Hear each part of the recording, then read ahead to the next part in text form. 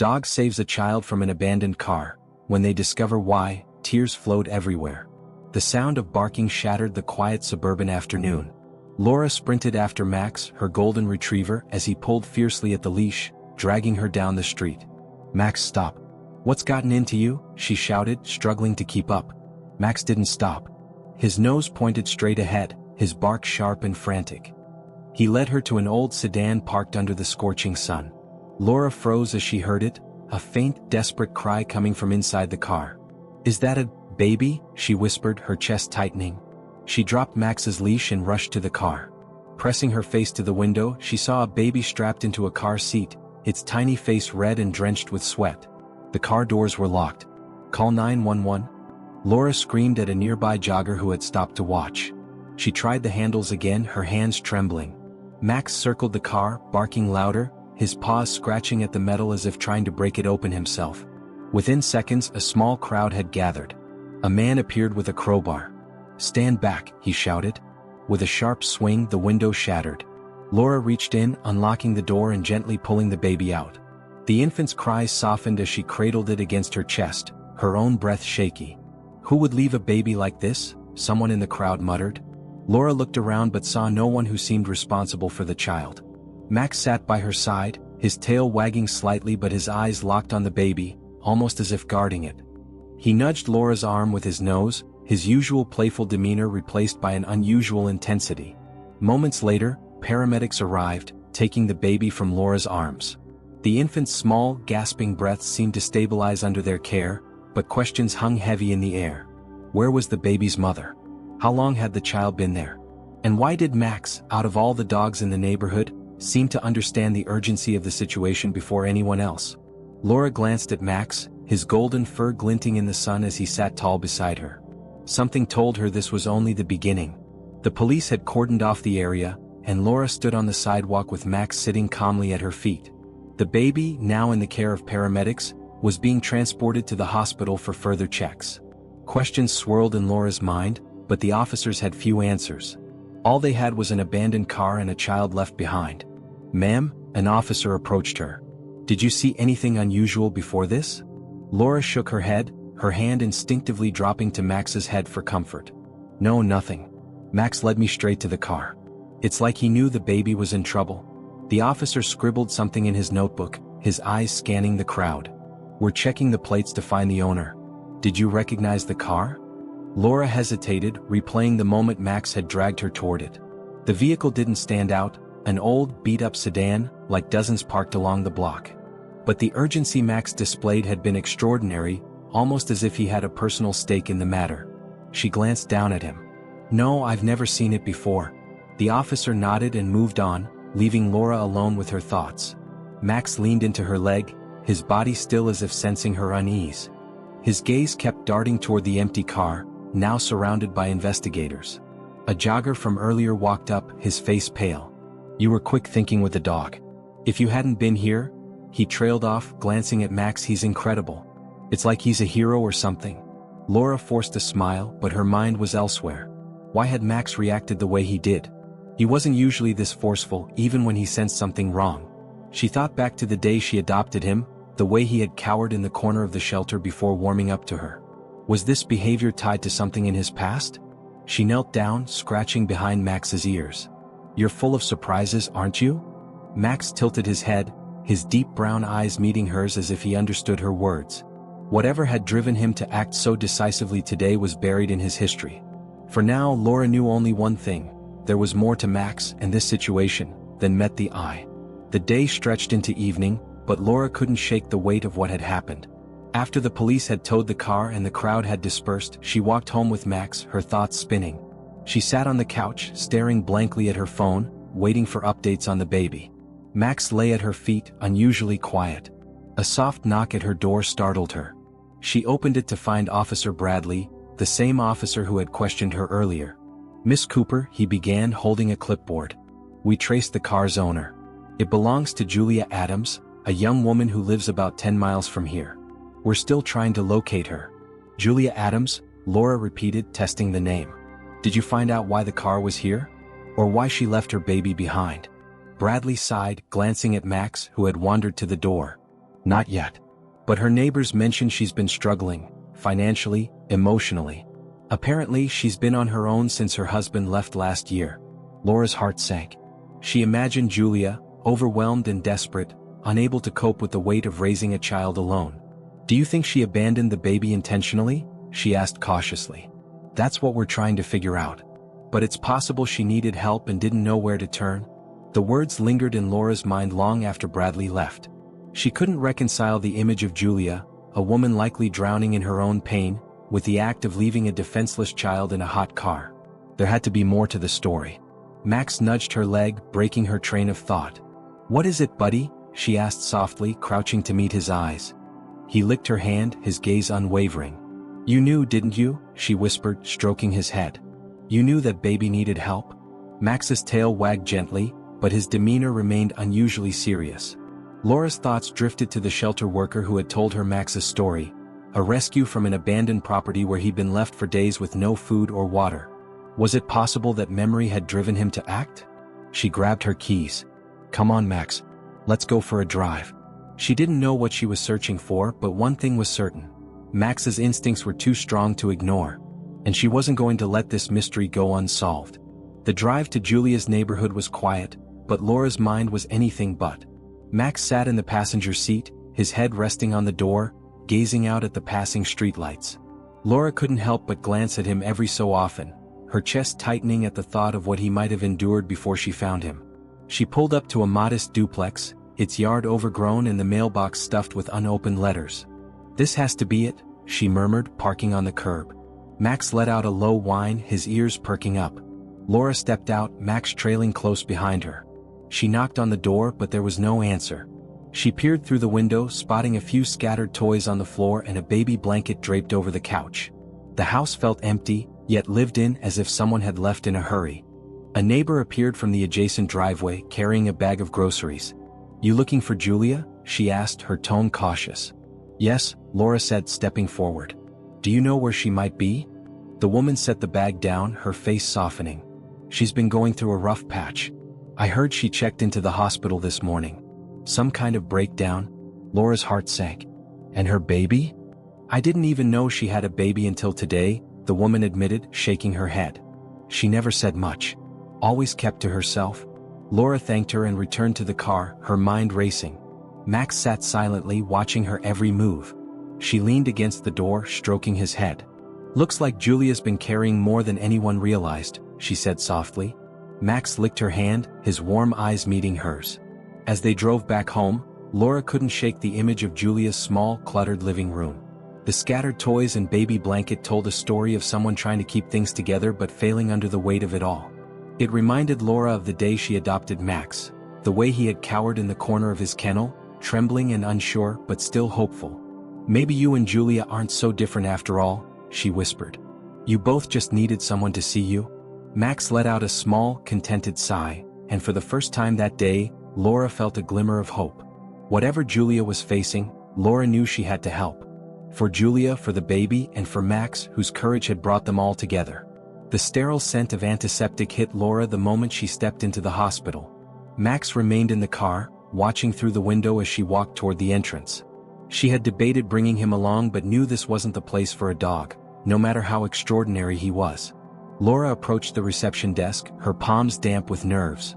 "Hi, I'm looking for a patient, Julia Adams. I think she was admitted earlier today."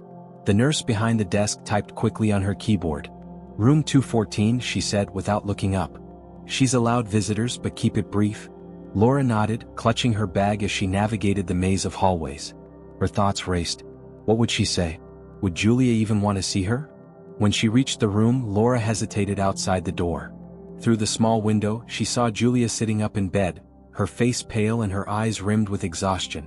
Despite her fragile appearance, there was a quiet strength about her, as if she'd been fighting battles long before this one.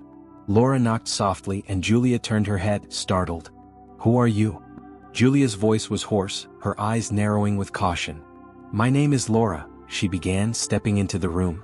"I'm the one who found your baby today, and your car." Julia's face crumpled, her hand flying to her mouth. Tears welled up in her eyes as she shook her head. "Oh my God. Is my baby okay?" Laura sat in the chair by the bed, her voice gentle. Your baby is fine. He's safe and being cared for. Well, it was my dog who noticed him. Max wouldn't stop until we got to the car. Julia's sobs broke through and she covered her face with trembling hands. I didn't mean to leave him. I didn't know what else to do. Everything's been falling apart. Laura leaned forward, her heart aching for the woman before her. I don't think anyone could blame you for feeling overwhelmed, she said softly. But you don't have to go through this alone. Julia lowered her hands, her red-rimmed eyes meeting Laura's. Why are you helping me? You don't even know me. Laura smiled faintly. Maybe because I've been where you are. And because Max knew something was wrong. He's got a way of sensing things most people miss. Julia's lips quivered into a small, grateful smile. For the first time, Laura saw the faintest glimmer of hope in her expression. Laura left the hospital feeling the weight of Julia's struggles, but also a renewed sense of purpose. She knew this wasn't just about helping Julia reclaim her life, it was about ensuring the baby, an innocent soul, had a chance at something better. Max greeted her with an eager wag of his tail when she returned to the car, his energy a sharp contrast to the heaviness in her chest. As she drove home, Laura thought about Julia's tearful confession. The mounting bills, the sleepless nights, the isolation that had pushed her to a breaking point. Julia had been holding on by a thread, and when it snapped, she'd made a desperate choice that nearly turned tragic. Laura couldn't stop imagining how it must have felt for Julia to leave her baby behind, even if unintentionally, with fear and guilt consuming her. The next day, Laura decided to visit the Child Services office, determined to learn what would happen to Julia's baby. She sat across from a caseworker, a kind-eyed woman named Mrs. Taylor, who listened intently to Laura's account of the events. We're doing everything we can to support Julia, Mrs. Taylor assured her. Her situation is difficult but not hopeless. With the right help, she can reunite with her child. Right now, the baby is in temporary foster care, but Julia's already expressed her commitment to getting better. Laura felt a small wave of relief but also a tug of urgency. Is there anything I can do to help her? She asked. Mrs. Taylor studied her for a moment before nodding. She could use someone in her corner. This process can be overwhelming, and having someone to lean on makes all the difference. That evening, Laura sat on the floor of her living room, Max stretched out beside her. She ran her fingers through his soft golden fur, thinking about how he'd come into her life at a moment when she'd needed him most. He had been her anchor, her silent support, and now it seemed he was doing the same for Julia. You really are something special, she murmured to him. His tail thumped against the floor in response. Laura picked up her phone and dialed Julia's number. When the call connected, Julia's voice was soft but steadier than before. Laura? I want to help, Laura said simply. Not just with the baby but with whatever you need. You don't have to do this alone. For the first time since meeting her, Laura heard a hint of strength in Julia's reply. Thank you, she said, her voice thick with emotion. I don't even know how to begin repaying you. You don't have to, Laura said, glancing at Max. Sometimes, we just need to be there for each other. A week after their phone call, Laura brought Julia home from the hospital. The air between them was quiet but not tense. It carried the weight of unspoken gratitude and tentative trust. Max trotted alongside them, his leash loose in Laura's hand, his golden coat gleaming in the sunlight. Julia's eyes followed him as they walked, a faint smile forming on her lips. He's amazing, Julia said softly, breaking the silence. It's like he knows everything. He does, Laura replied with a small laugh. Sometimes I think he's smarter than I am. They reached Laura's home and Julia hesitated on the porch. Are you sure about this? I don't want to impose. You're not, Laura said firmly, opening the door. You need space to breathe and I have plenty. Plus, Max will never forgive me if I don't let you stay. Inside, Julia looked around, her eyes lingering on the cozy, lived-in space. This is nice, she said, her voice tinged with wonder. Laura understood. After all the chaos Julia had endured, this must have felt like a sanctuary. Over the next few days, Julia began to settle in. She spent hours sitting with Max, stroking his fur and murmuring softly to him. Laura often caught snippets of her conversations, fragments of her struggles, fears, and guilt. Max, ever patient, stayed by her side, his presence a quiet reassurance. One evening, as they sat together, Laura decided to share Max's story. You know, she began, when I first met Max, he wasn't this confident. He was terrified of everything, loud noises, new people, even the dark. Julia looked up, her hand stilling on Max's back. Really? Laura nodded. He was abandoned as a puppy, left alone for days before someone found him. The shelter told me he had to fend for himself, and it left him scared and unsure of the world. Julia's eyes softened as she gazed at Max, and now he's this brave, loyal. How did you do it? It wasn't just me, Laura admitted. Max had to learn to trust again. I think he taught me just as much as I taught him. Julia swallowed hard, her voice barely a whisper. I feel like that's what I need to do, learn to trust myself again. For my baby. Laura reached over, squeezing her hand. And you will. One step at a time. As the night deepened, Max curled up between them, his presence a reminder that healing was possible, even for the most broken souls. Julia woke to the soft sound of Max pacing near her door. She had begun to recognize his signals, the way he moved when he sensed something was off. Sitting up, she rubbed her eyes and called softly, Max? The golden retriever pushed the door open with his nose, his tail wagging slightly. Julia chuckled, the warmth of his presence comforting. She followed him out to the living room, where Laura sat at the dining table, papers spread out before her. Couldn't sleep? Julia asked, noticing the coffee cup in Laura's hand. Laura looked up, her expression serious but kind. I've been going over some resources, she said, gesturing to the documents. There are programs that can help you, financial aid, parenting support, even therapy. It's a lot to process, but it's a start. Julia hesitated, her fingers tightening on the back of a chair. Do you really think I can do this? Her voice wavered, the weight of her fears pressing down. Laura stood and crossed the room to her. I do, she said firmly. It's not going to be easy, but you're not alone in this. And you've already taken the hardest step, admitting you need help. Julia sank into the chair, her shoulders sagging. I'm scared, she confessed. What if I fail again? What if I'm not enough for him? Max, as if understanding her distress, rested his head on her lap. Julia stroked his fur, her breath steadying. He believes in me, she murmured, glancing at the dog. And so do I, Laura said gently. One day at a time, Julia. That's all anyone can do. The next morning, Julia took her first steps toward rebuilding her life. With Laura's encouragement, she called the caseworker, Mrs. Taylor, and set up a meeting to discuss the steps needed to regain custody of her baby. The conversation was difficult, but Julia felt a glimmer of hope as Mrs. Taylor laid out a clear, actionable plan. That evening, as they sat together on the porch, Julia looked at Laura, her voice steady for the first time in weeks. Thank you, she said. Not just for helping me, but for believing in me when I didn't believe in myself. Laura smiled, her hand resting on Max's back. That's what family does, she said simply. Julia's eyes filled with tears, but this time they were tears of hope.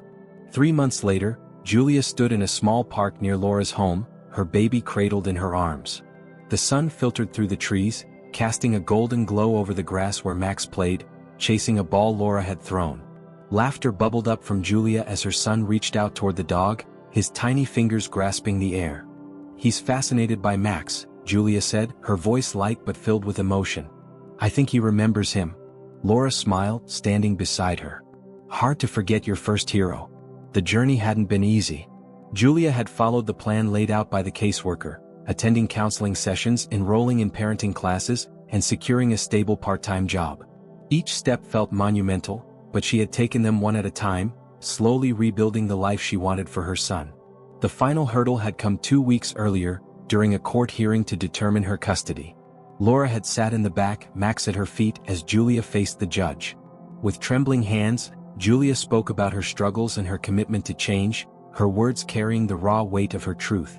When the judge granted her custody, the relief was overwhelming.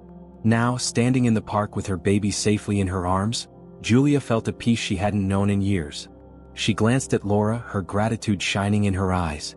I don't know how I'll ever repay you. Laura waved the words away. You've already repaid me. Seeing you and your son together is all I could ever ask for. Julia knelt, setting her baby down on the blanket spread across the grass. Max trotted over, his tail wagging as the baby giggled and reached for him. The sight brought tears to Julia's eyes, but this time they were tears of joy. You know, she said, watching Max nuzzle her son gently, I used to think it was just luck that brought Max to that car. But now I think it was something more. Laura nodded, her own voice soft. Max has a way of knowing when someone needs him. And I think he knew that saving your son would save you too. As the afternoon sun dipped lower in the sky, Julia held her baby close, her heart full. She had found strength she didn't know she had, supported by the kindness of a stranger and the unshakable loyalty of a dog. This was her new beginning. A life of love, second chances, and the knowledge that even in the darkest moments, there was always a way forward. This story reminds us that even in our darkest moments, a small act of kindness or a loyal companion can change everything. Julia's journey teaches us that no matter how broken we feel, with support, courage, and hope, we can rebuild our lives. If Max's incredible instincts and Julia's strength moved you, let us know in the comments below. Share your thoughts on what this story taught you about resilience and second chances. Don't forget to like this video if it inspired you and share it with someone who might need a little hope today. And if you want to see more stories like this, where ordinary moments become extraordinary, subscribe to our channel. Together we can keep celebrating the power of connection, courage, and kindness.